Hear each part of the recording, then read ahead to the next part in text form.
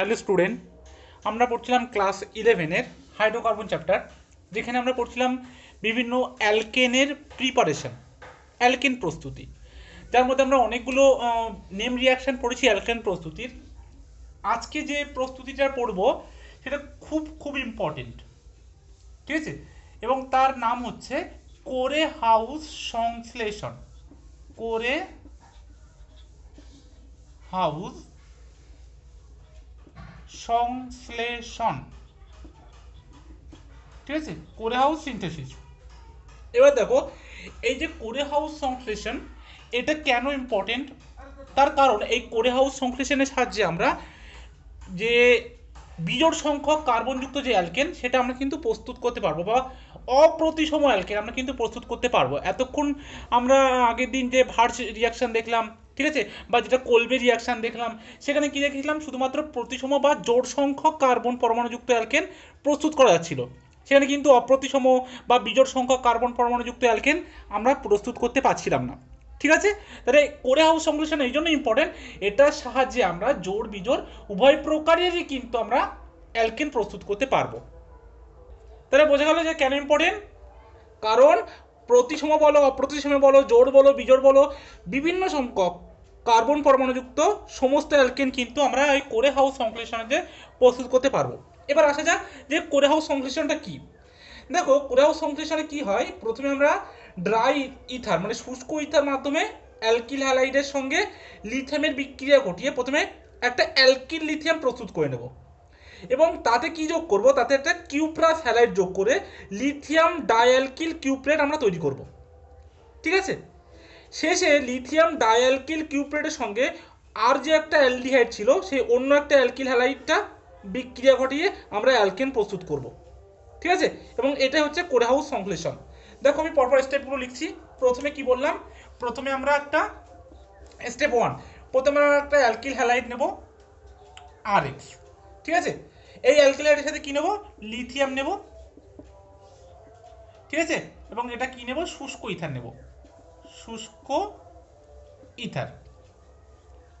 এবার দেখো, এখান থেকে কি উৎপন্ন হবে? Alkyl lithium, alkyl lithium. দেখো, আর একটা কি আছে? এক্স আছে। তাহলে এখান থেকে দুই অনু এলআই নিয়ে নেবো, নিয়ে আমাদের এলআই এক্স, ঠিক আছে? লিথিয়াম হ্যালাইড উৎপন্ন হবে। এটার নাম কি বললাম? Lithium alkyl lithium. আরটা কি? অ্যালকিল গ্রুপ, তো তাই জন্য এর নাম হচ্ছে অ্যালকিল লিথিয়াম, অ্যালকিল লিথিয়াম, ঠিক আছে? অ্যালকিল লিথিয়াম, ঠিক আছে? এবার দেখো, এই যে অ্যালকিল লিথিয়াম উৎপন্ন হলো, এটা আমরা দুই অণু নেব এবং তার সাথে কি করব? কিউপ্রাস হ্যালাইড, ঠিক আছে? কিউপ্রাস হ্যালাইড যোগ করব। ধরো আর এল আই উৎপন্ন হলো। এবার কিউপ্রাস হ্যালাইডটা আমরা সাপোজ ধরো কিউপ্রাস আয়োডাইড নিলাম, ঠিক আছে? আচ্ছা, এখানে এক্সই নিলাম, কিউপ্রাস হ্যালাইড।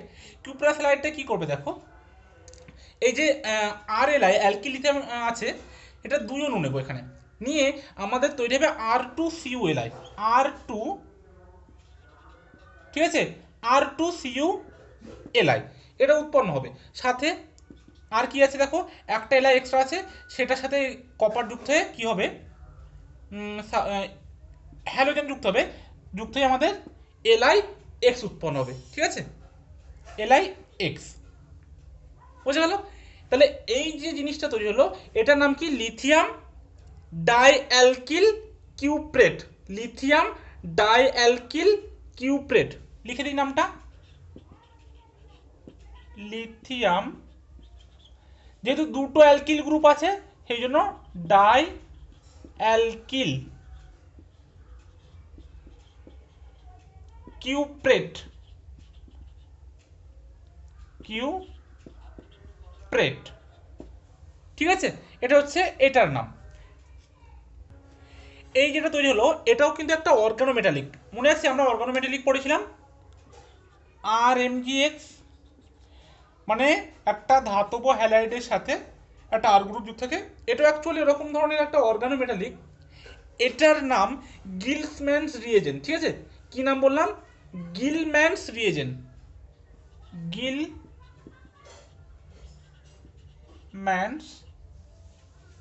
রিয়েজেন্ট,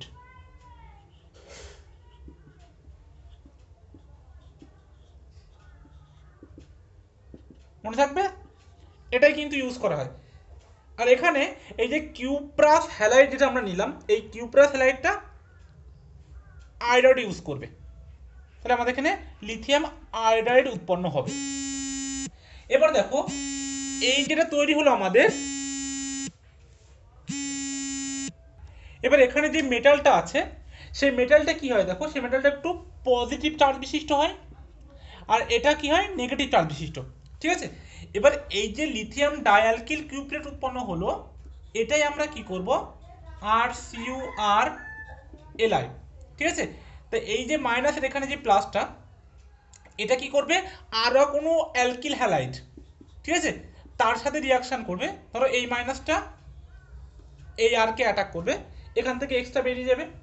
ঠিক আছে, গিয়ে এখান থেকে আর আর প্রাইম এই অ্যালকেনটা তৈরি করবে। বুঝে গেল? আর কি তৈরি হবে, এই লিথিয়ামের সাথে এই হ্যালোজেন, ধরো লিথিয়ামটা মাইনাস চার্জ, ঠিক আছে, তো লিথিয়াম সরি কপারটা প্লাস চার্জ, আরটা মাইনাস চার্জ, তাহলে এখান থেকে আর কি থাকছে দেখো, আর থাকছে একটা আর আর প্রাইম হয়ে গেল, আর থাকছে আর সিইউ। ঠিক আছে, আর সিইউ প্লাস এলআই এক্স। আমাদের দরকার ছিল মোটামুটি এই অ্যালকেনটা, ঠিক আছে, যেটা আমরা এখান থেকে পেয়ে গেলাম।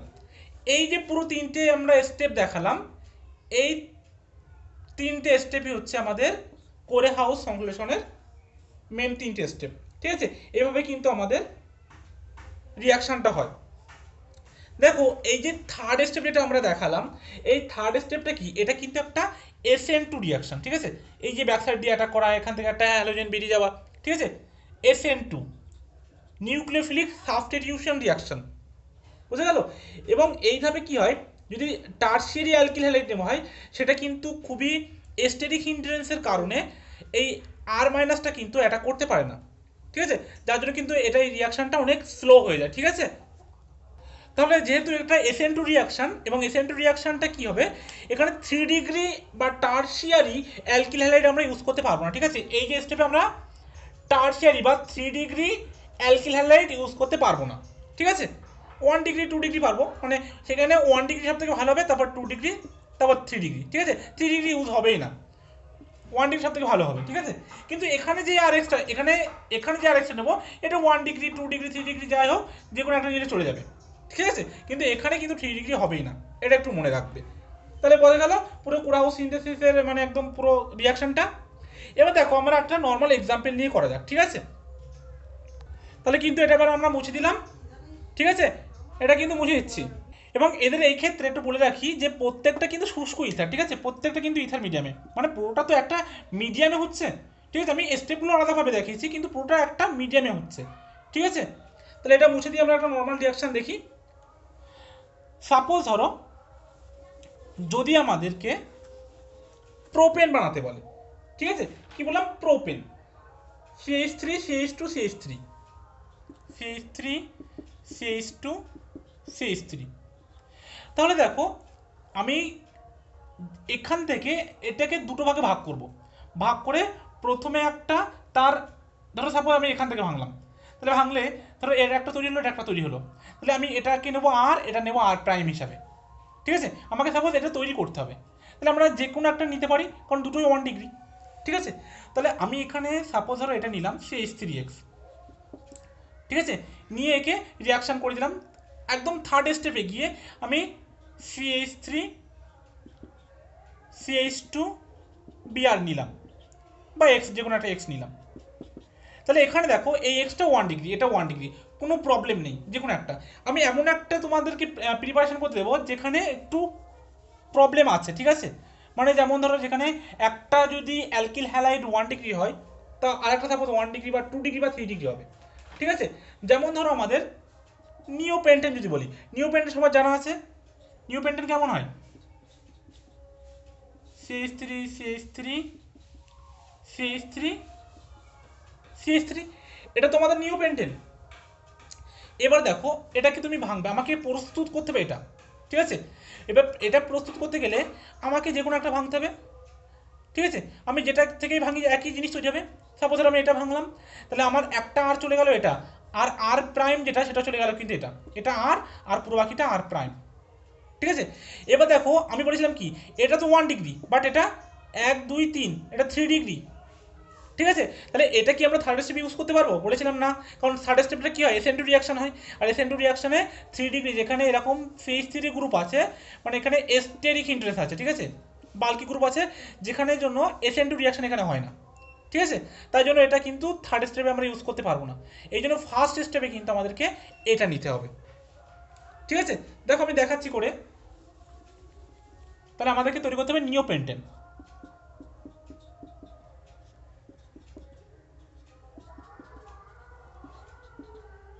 এটা তৈরি করতে হবে। তাহলে আমরা এটাকে ভেঙে নিলাম যে কোনো এক জায়গা থেকে। তাহলে এটা নিলাম প্রথমে, ফার্স্ট স্টেপ, যেহেতু এটা 3 ডিগ্রি, 3 ডিগ্রি নেবো এখানে, কারণ এখানে বলেছিলাম 1 ডিগ্রি 2 ডিগ্রি 3 ডিগ্রি যে কোনো একটা অ্যালকিল হাইড আমরা ইউজ করতে পারি। তাহলে 3 ডিগ্রি ইউজ করছি এখানে, CH3 CH3 CH3। ঠিক আছে, যে কোনো একটা অ্যালকিল হাইড, সাপোজ BRE নিলাম আমি এখানে। ঠিক আছে, তুমি ক্লোরিন নিতে পারো, আয়োডিন নিতে পারো।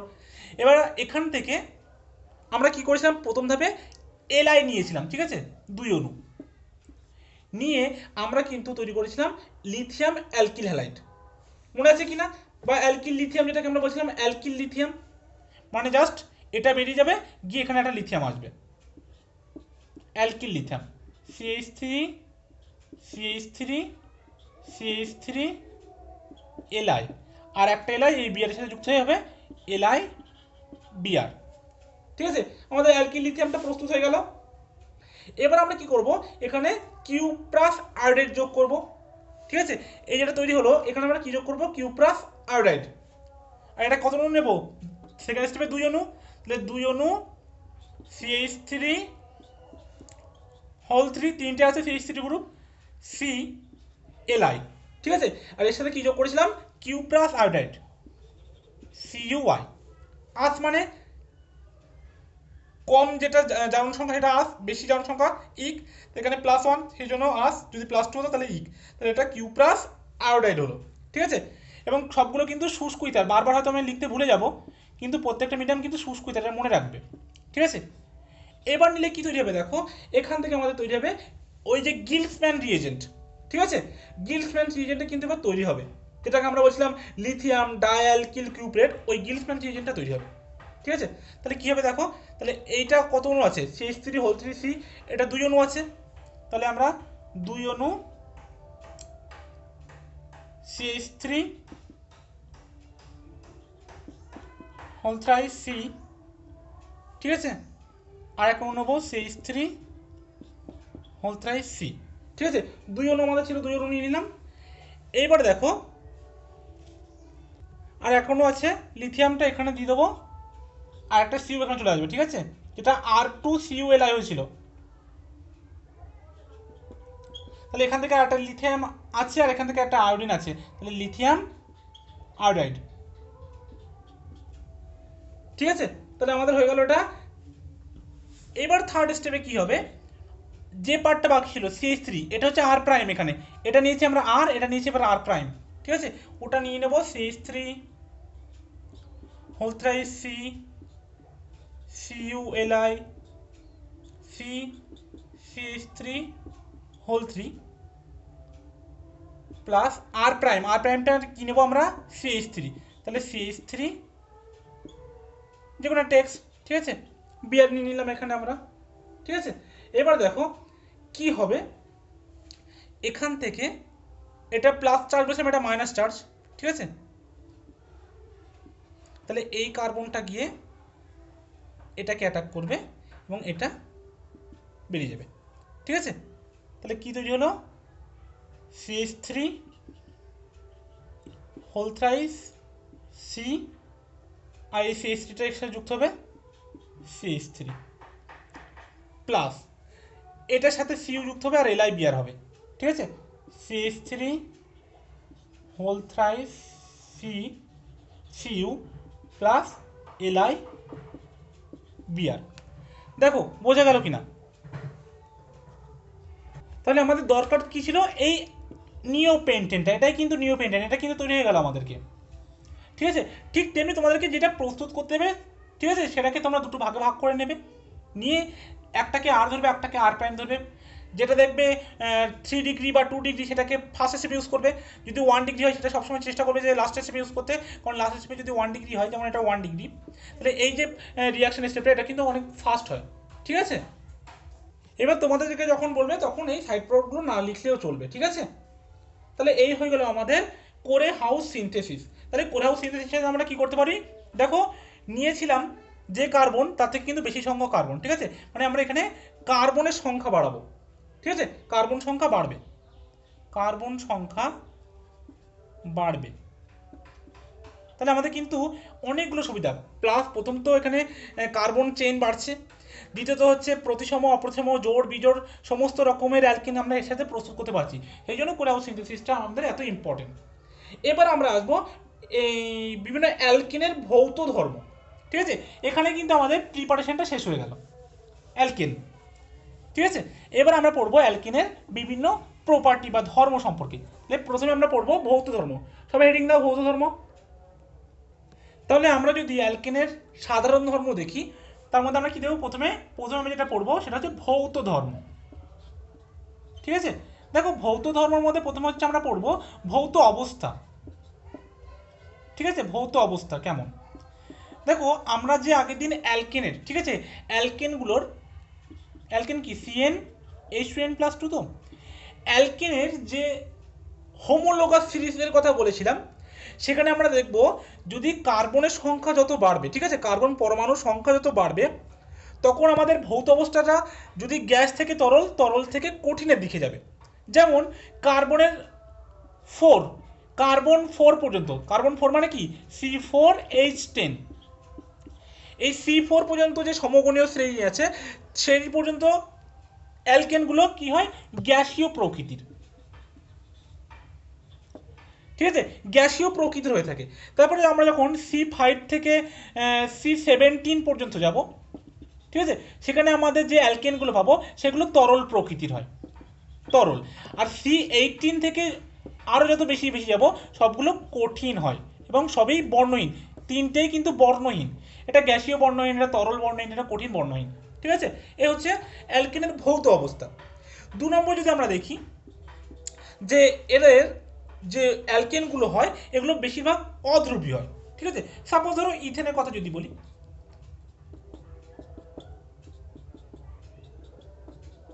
C2H6, এই যে C2H6, এখানে দেখো এই যে ইথেনটা পাইলাম, এদের দেখবে যে এই বন্ডগুলো থাকে, সিসি বন্ড কি, এদের তো কার্বন কার্বন ইলেকট্রন সেম হয়, এই বন্ডটা কি হয়, এটা নন পোলার বা অধ্রুবীয় হয়। এবং এরা কি হয়, এদের জল অপেক্ষা হালকা হয় এবং জলে প্রায় অদ্রাব্য। কিন্তু বিভিন্ন নন পোলার সালফেট যেমন তোমার ধরো বেনজিন, ক্লোরোফর্ম, ইথার, ঠিক আছে, বা CCl4 যেগুলো বলি, ওখানে কিন্তু এরা দ্রাব্য হয়। তারপর আমরা যদি আসি এদের গলনাঙ্ক স্ফুটনাঙ্কের ব্যাপারে, ঠিক আছে, 3 নম্বর যে পয়েন্ট আসছে, তাহলে এটা কিন্তু একটু মুছে দিলাম প্রথম দুটো পয়েন্ট। যদি আমরা গলনাঙ্ক স্ফুটনাঙ্ক আসি, ঠিক আছে, স্ফুটনাঙ্ক,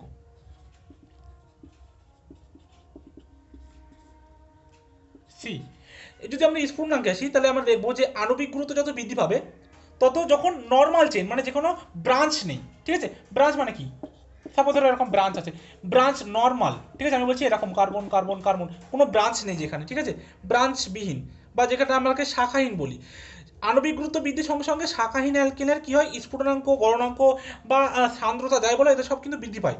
যত কার্বনের সংখ্যা বৃদ্ধি পাবে তত আণবিক গুরুত্ব বৃদ্ধি পাবে, আণবিক গুরুত্ব বৃদ্ধির সঙ্গে সঙ্গে শাখাবিহীন অ্যালকেনের মানে স্ফুটনাঙ্ক বলো, গলনাঙ্ক বলো, সান্দ্রতাঙ্ক বলো, সবই বৃদ্ধি পায়। কিন্তু যখন আমরা সমবায়ব অ্যালকেন দেখব, যেটার একটা পার্শ্ব শাখাহীন একটা পার্শ্ব শাখা যুক্ত, তখন দেখব যাদের পার্শ্ব শাখা যুক্ত তাদের স্ফুটনাঙ্ক আর গলনাঙ্ক কম হয়। ঠিক আছে, সমবায়বী অ্যালকেনগুলির মধ্যে যখনই আমরা দেখব পার্শ্ব শাখাযুক্ত অ্যালকেনগুলোর নর্মাল অ্যালকেনের থেকে স্ফুটনাঙ্ক এবং গলনাঙ্কটা কম হয়। তার কারণ কি দেখো, এই যে তোমার অ্যালকেনগুলো থাকে, এই অ্যালকেনগুলোর যে কার্বন কার্বন বা কার্বন হাইড্রোজেন যাই বলো, এই অণুগুলো কিসের সাথে যুক্ত থাকে, এদের নর্মাল ভ্যান্ডার ওয়াল ফোর্সের সাথে যুক্ত থাকে। ঠিক আছে, আর এই ভ্যান্ডার ওয়াল ফোর্সটা কি করে, যে কোনো একটা মলিকিউল বা অণুদের পৃষ্ঠতলের উপর কিন্তু কাজ করে। ঠিক আছে, আকর্ষণ বল পৃষ্ঠতলে কাজ করে, এই যে ভ্যান ডার ওয়ালস আকর্ষণ বলটা। এবার যদি আমরা দেখি পৃষ্ঠতলের ক্ষেত্রফল কমে যাচ্ছে, তার মানে কি এদের আকর্ষণ বলটাও কিন্তু কমে যাবে, মানে স্ফুটনাঙ্কও কিন্তু কমবে। ঠিক আছে, মানে আমি বললাম অ্যালকেনের পৃষ্ঠতলের ক্ষেত্রফল যত কমবে, এদের অণুগুলোর মধ্যে যে ভ্যান ডার ওয়ালস আকর্ষণ বল সেটাও কিন্তু কমে যাবে, যার ফলে কী হবে, স্ফুটনাঙ্কও কিন্তু কমে যাবে। সাপোজ ধরো আমি একটা কথা বলছি, দুটো সমভাবে নিচ্ছি, একটা এন পেন্টেন একটা নিউ পেন্টেন। এন পেন্টেন মানে কি 1 2 3 4 5, ঠিক আছে,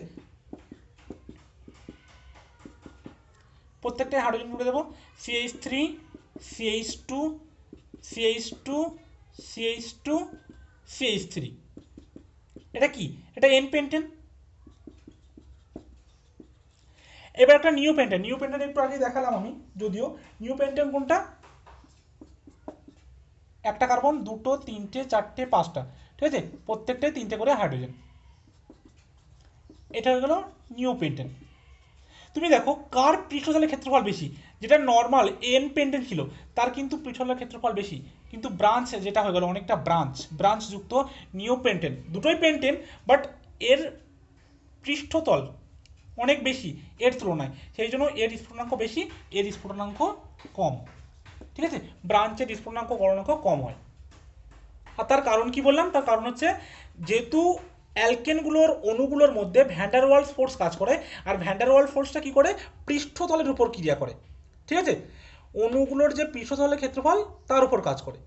এই পৃষ্ঠতলের ক্ষেত্রফল যত কমে যাচ্ছে, ওই আকর্ষণ বলটাও তত কমে যাচ্ছে, আর আকর্ষণ বল কমে যাচ্ছে মানে কি, তুমি যে কোনো ইজিলি যেটা স্ফুটনাঙ্কে পৌঁছাতে পারবে, গলনাঙ্কে পৌঁছাতে পারবে। বোঝা গেল? এবার 4 নম্বর আছে গলনাঙ্কের ব্যাপার। তাহলে আমরা ডি পয়েন্ট আসবো গলনাঙ্ক।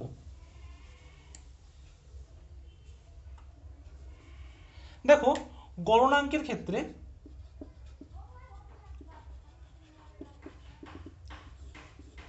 যদি বিজোড় সংখ্যক আর জোড় সংখ্যক কার্বন, জোড় সংখ্যক কার্বন আর একটা হচ্ছে বিজোড় সংখ্যক কার্বন,